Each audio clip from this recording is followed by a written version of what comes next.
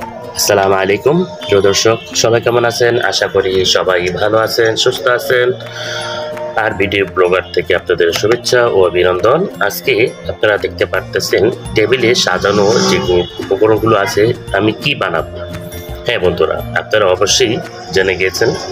আজকে আমরা ঘরেই খুব সহজে বানাবো একদম স্পেশাল ও হেলদি ব্যানানা মিল্কশেক, যেটাতে থাকছে দুধ, কলা, মেরি বিস্কুট, খেজুর আর বাদাম।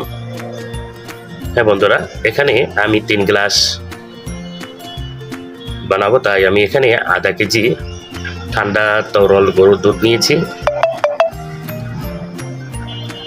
এখানে কলা নিয়েছি, এখানে 4টা কলা নিব। আর খেজুর নিয়েছি, চিনি নিয়েছি, প্রয়োজন মতো চিনি দিবেন, প্রয়োজন মতো গুঁড়ো পাউডার দিবেন, যেহেতু তরল দুধ আছে। আর এখানে আমি চকো পাউডার নিয়েছি। এখানে দেখতে পারতেছেন বাদাম নিয়েছি, কাজু বাদাম এবং চায়না বাদাম। তো চলুন শুরু।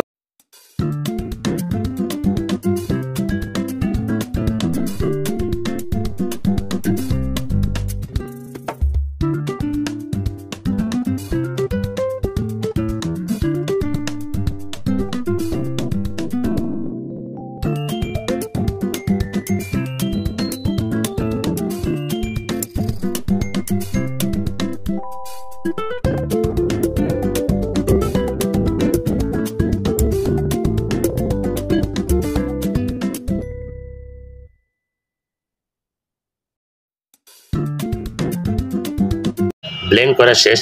এর মধ্যে আমি গ্লাসে একটু কোকো পাউডার ছড়িয়ে দিচ্ছি।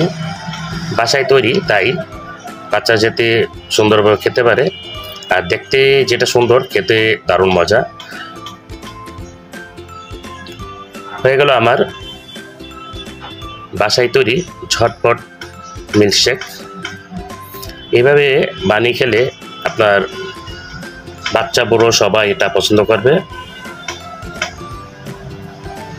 উপরে কিছু কুচি করে কলা যদি একটু দিয়ে রাখুন, তাহলে বাচ্চারা দেখতেও পছন্দ করবে, খেতেও ভারী মজা হবে। ভিডিওটা ভালো লাগলে লাইক দিন, চ্যানেলে সাবস্ক্রাইব করতে ভুলবেন না। আরও মজার মজার রেসিপির জন্য বিডি ব্লগার আব্দুর রহিমের সাথেই থাকুন। তাহলে আজকের মতো বিদায় নিচ্ছি। আল্লাহ হাফেজ।